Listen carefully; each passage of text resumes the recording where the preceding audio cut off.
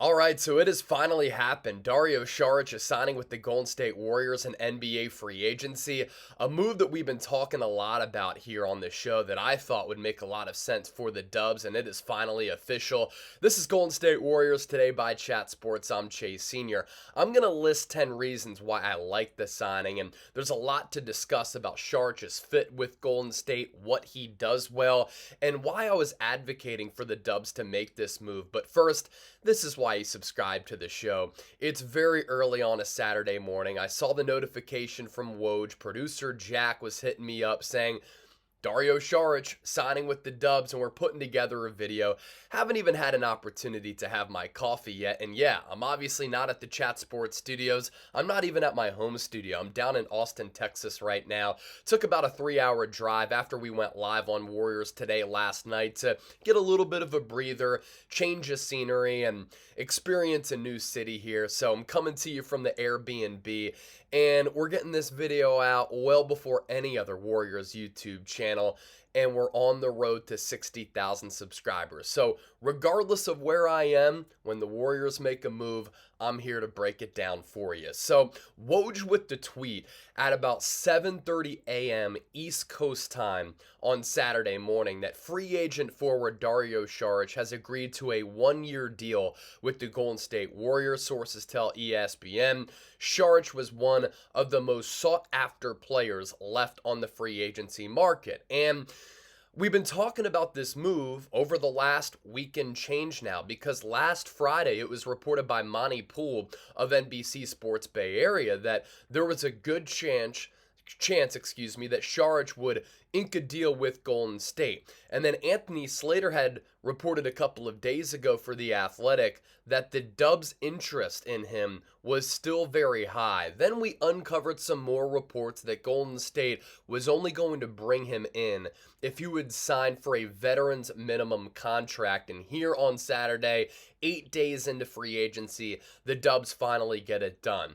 We're not sure exactly what the money is specifically yet, but I would imagine it's for cheap and a vet min deal. 10 reasons why I really like this move of Saric headed to San Francisco.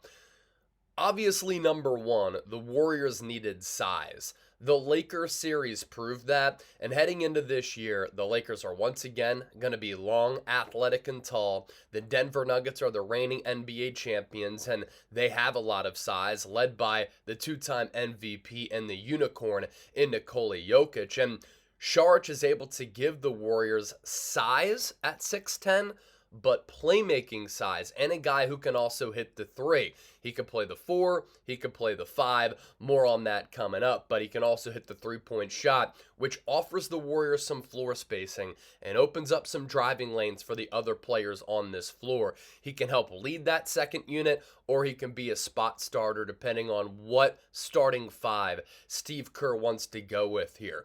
Number 2, Saric is a really, really good player with a high basketball IQ. He is a good system fit, a good character guy. He plays smart, he plays hard. His effort every single night really is admirable, and Warriors fans are really going to enjoy the hustle plays that he makes, but the smart basketball plays that he makes, which coincides with the Warriors championship culture here.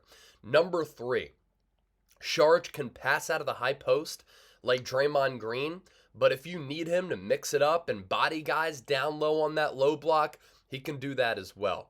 Number 4, Saric can stretch the floor and hit some three-pointers.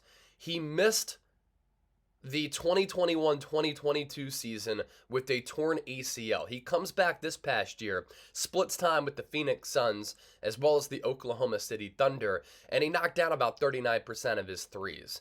If he's able to hit that high efficiency three-point shot this upcoming season for the Warriors, he's going to be a very valuable weapon as a spot starter or as a depth piece. Number 5, he's still young. He's only 29 years old, and I think that Saric has some really good and quality basketball left in him. Number 6, playoff experience.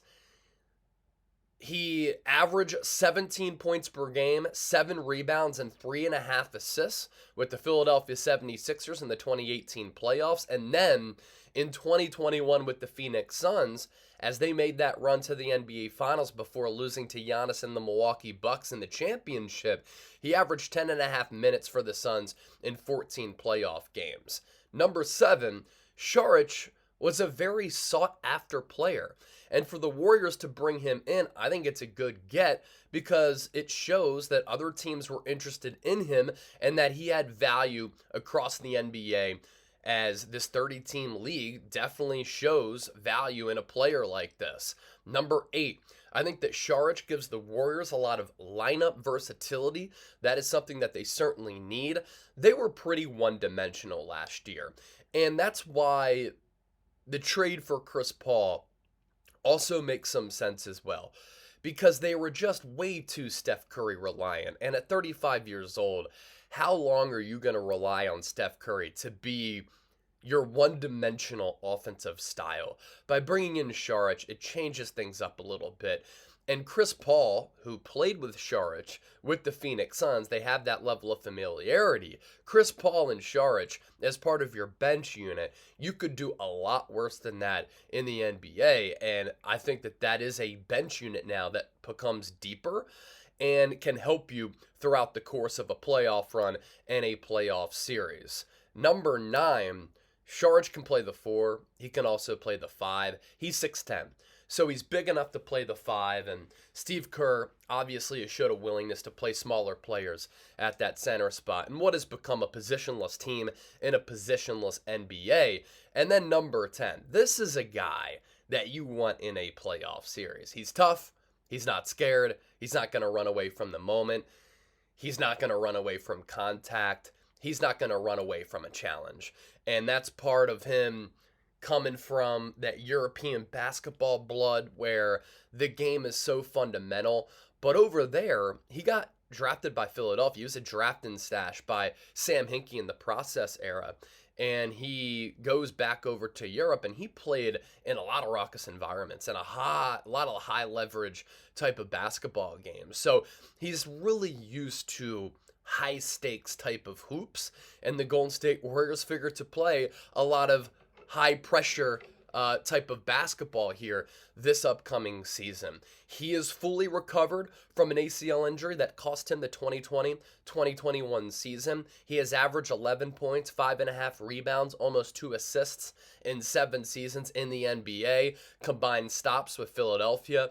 Minnesota Timberwolves, he was actually included in that trade for Jimmy Butler between the T-Wolves and Philly, the Suns as well as the Thunder. That playoff history to lean on, as we talked about, with averages of about 17 points per game, 7 rebounds, 3.5 assists with Philadelphia in 2018. That's when he had a pretty sizable role with that team. And then 10.5 minutes for the Phoenix Suns in 14 playoff games in 2021. So I like this move to really round things out here. It's a move that makes a lot of sense to me. It fits a position of need for Golden State. And this is a player who makes sense with what the Warriors like to do and how they like to run things with their offensive system. And I like the overall impact, the value, and the versatility of this signing with Dario Saric headed to the Golden State Warriors. Hey, at an Airbnb in Austin, Texas, still bringing you a Golden State Warriors today. Breaking news here on the show. Thanks to everybody who watched. If you're still watching right now, that means that you're a loyal viewer. You watch this whole video from start to finish. That also means that you're a real one. So give me a real one down below in that comment section. And don't forget to subscribe as we're on the road to 60,000 subscribers.